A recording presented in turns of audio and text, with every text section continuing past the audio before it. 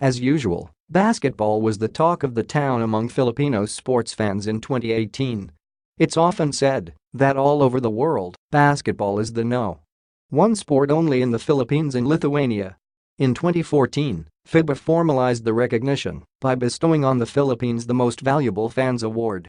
Here are the top 6 basketball stories in the country for 2018. Gilas falters in FIBA World Cup Qualifiers.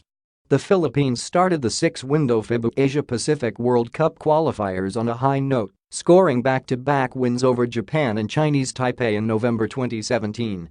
But over 4 windows last year, Gilas has managed only a 3-5 record to slide to 4th place in Group F of the second round of competitions. One of the losses was an 89-53 abbreviated setback to Australia at the Philippine Arena last July 2.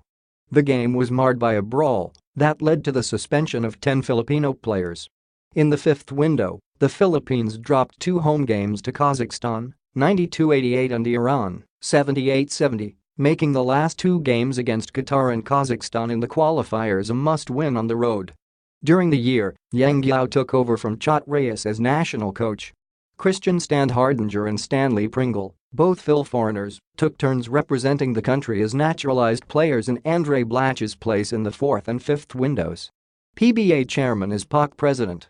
In a landmark vote, PBA chairman Ricky Vargas was elected PAC president last February. A few months before, Vargas's term as PBA chairman was extended for another year in recognition of his healing leadership with the Pro League transitioning from a fractious board. Vargas remains the PBA chairman on a concurrent basis. Commissioner Willie Marshall, meanwhile, completed his first season at the helm with flying colors. He has embarked on a serious campaign to bring the league closer to the fans, and players are responding positively to his initiatives. Clarkson's emergence. SBP chairman emeritus Manny V. Pangilinan moved mountains in gaining FIBA and NBA clearance for Film Jordan Clarkson to mark his debut with the Philippine team at the Asian Games in Jakarta last August. 14 September 1. The Cleveland Cavaliers guard averaged 26 points in 4 games, leading the Philippines to 5th place in the competition. In his first appearance, Clarkson fired 28 points as the Philippines nearly upset China in losing an 82-80 decision. Unfortunately, FIBA has classified Clarkson as a naturalized player because he received his Philippine passport after turning 16, but SBP President Al Panlilio intends to appeal for reconsideration. After all, there is no questioning Clarkson's Filipino heritage. Ateneo, San Beda, new dominate collegiate leagues. The Blue Eagles, Red Lions and Lady Bulldogs were the toast of the collegiate circuit last year.